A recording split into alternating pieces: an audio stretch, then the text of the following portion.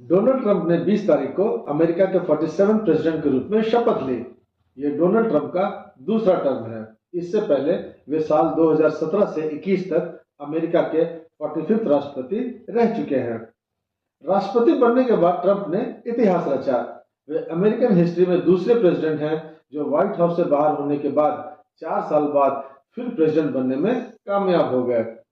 इससे पहले white house से बाहर होने के बाद सत्ता में दोबारा लौटने वाले 1893 में ग्रोवर क्लीवलैंड थे। क्योंकि इस समय अमेरिका की राजधानी में कड़ाके की सर्दी पड़ रही है और अमेरिका के कुछ हिस्सों में तूफान की चेतावनी भी जारी की गई थी, इसीलिए शपथ ग्रहण समारोह को इंडोर ही रखा गया।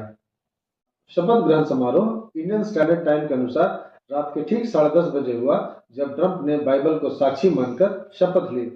इसके लिए उन्होंने अपनी मां की दी हुई बाइबल के अलावा एक और बाइबल का इस्तेमाल किया, जिसे अमेरिकी राष्ट्रपति अब्राहम लिंकन ने 1861 में इस्तेमाल किया था।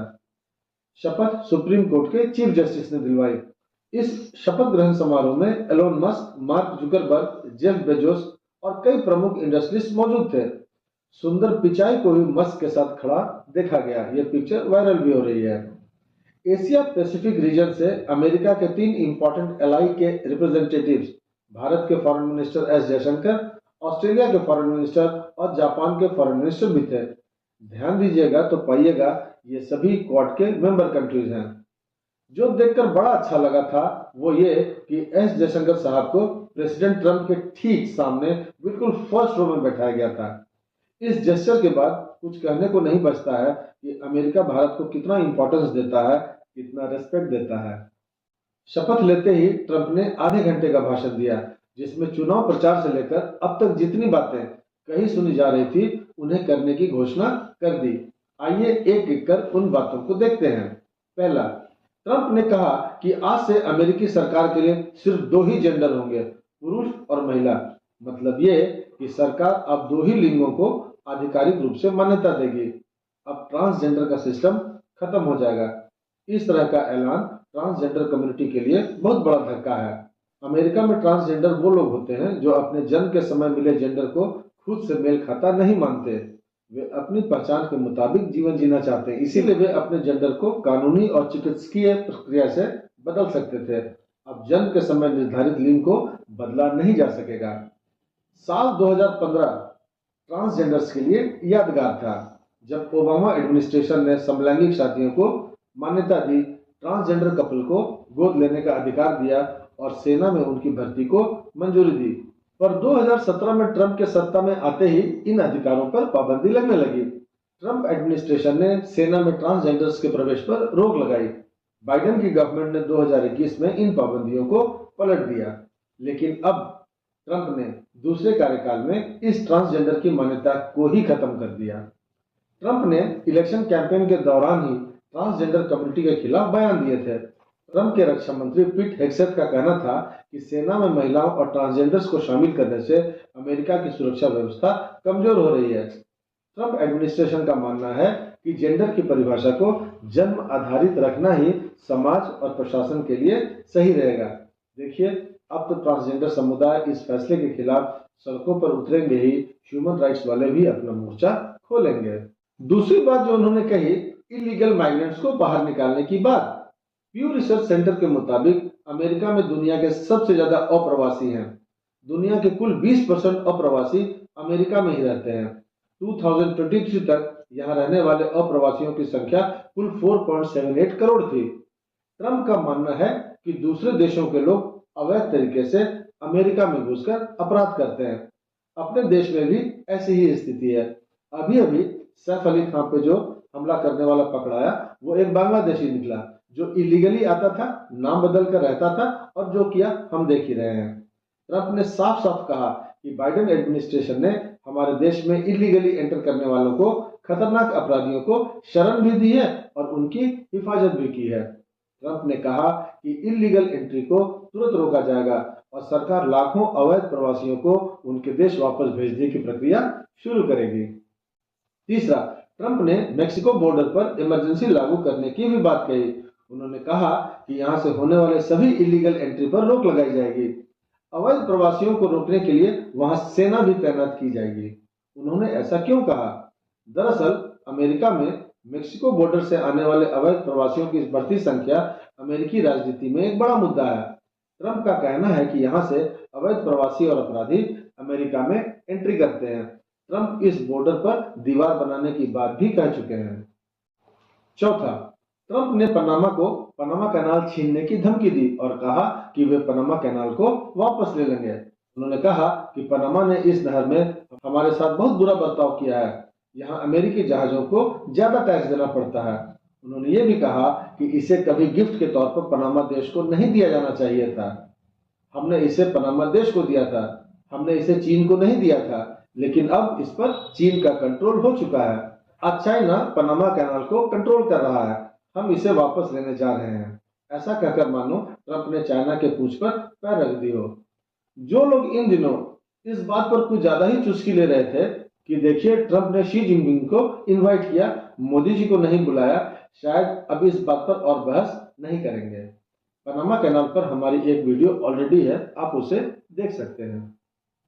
पांचवा, उन्होंने ये भी ऐलान किया कि जल्दी ही गल्फ ऑफ मेक्सिको का नाम बदलकर गल्फ ऑफ अमेरिका रखा जाएगा।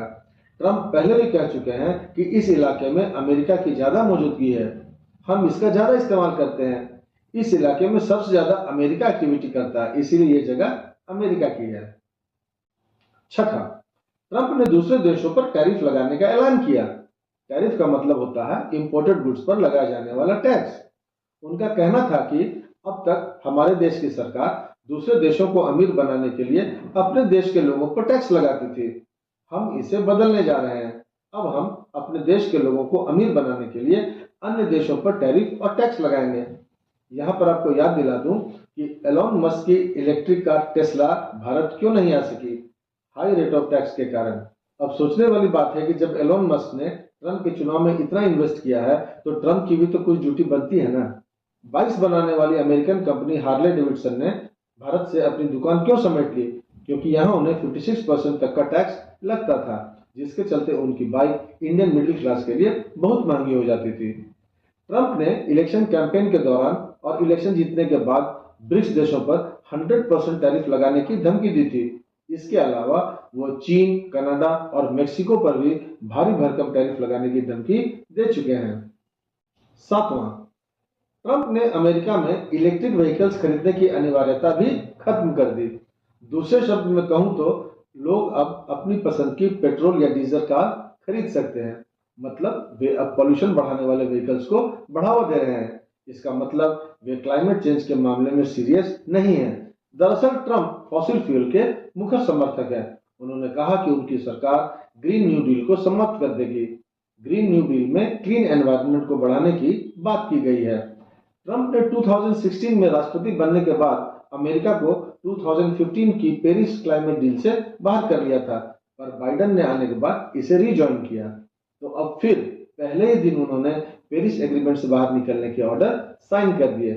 पेरिस एग्रीमेंट एक इंटरनेशनल क्लाइमेट चेंज पर ट्रीटी है, जिसके तहत 200 देशों ने ग्लोबल वार्मिंग को कम करने के लिए मिलकर काम करने की सहमति जताई थी। इसके बाद एक और इम्पोर्टेंट बात, अब अमेरिका में पैदा होने वाले सभी बच्चों को नहीं मिलेगी वहां की नागरिकता। वहां पर जो जन्म सिद्ध नागरिकता लागू है वो अमेरिकन सॉइल पर जन्मे किसी भी व्यक्ति को नागरिकता की गारंटी देती है, पर अब इस पर सख्ती बरती जाएगी। वहां की गवर्नमेंट अब इलीगल माइग्रेंट्स के यहाँ जन्मे बच्चों को ऑटोमेटिक जन्मसिद्ध नागरिकता को मान्यता नहीं देगी। नागरिकता देने से पहले अब उनकी गवर्नमेंट इस बात की सख्ती से जांच करेगी। ट्रंप ने यह भी कहा कि वे मंगल ग्रह पर अंतरिक्ष यात्री भेजेंगे। ये सुनते ही मस्क की बातें खिल गई। जैसे ही ट्रंप ने यह कहा, कैमरा मस्क पर चला गया। उनकी खुशी का ठिकाना न रहा और वे ताली बजाते हुए देखे गए। दरअसल मस्क का सपना है कि मंगल ग्रह पर मानव बस्ती बसाएं, जिसे वे अपने रॉकेट स्टारशिप की मदद से पूरा करना चाहते हैं। तो इस तरह अब एलोन मस्क का सपना ट्रंप एडमिनिस्ट्रेशन की प्राथमिकता बन जाएगी। ट्रंप ने यह भी ऐलान किया कि वे विदेशी शत्रु अधिनियम 1798 को लागू करेंगे। उन्होंने कहा कि आपराधिक गिरोहों को विदेशी आतंकवादी संगठन घोषित करेंगे। इस बात को आप ऐसे समझिए, पंजाब में ड्रग समस्या एक गंभीर मुद्दा है और ये समस्या आजकल देश के लिए एक बड़ा स्वास्थ्य संकट बन गया है। ये ड्रग कहां से आता है? पाकिस्तान से। उसी तरह अमेरिका में भी ड्रग की समस्या एक जटिल मुद्दा है और ये ड्रग मुख्य रूप से मेक्सिको और दूसरे सेंट्रल अमेरिकन कंट्रीज से आते हैं जहां ड्रग कार्टेल सक्रिय हैं। ये कार्टेल ड्रग की तस्करी में शामिल हैं और अमेरिका में उसकी आपूर्ति करते हैं। दरअसल ट्रंप इन्हीं ड्रग कार्टेल के खिलाफ कार्रवाई करना चाह रहे हैं। ट्रंप का मानना है कि इस कानून की मदद से इन्हीं सब गिरोहों को बाहर निकाला जा सकेगा। ये थे उनके भाषण के महत्वपूर्ण बिंदु। इसके अलावा ट्रंप ने 6 जनवरी 2021 को कैपिटल हिल में हुए दंगों के करीब 1500 लोगों को माफी दे दी है। इसके बाद अब वर्ल्ड हेल्थ ऑर्गेनाइजेशन से भी अमेरिका अपने हाथ खींच लेगा और उसे जो भी फाइनेंशियल एड देता था वो बंद कर देगा।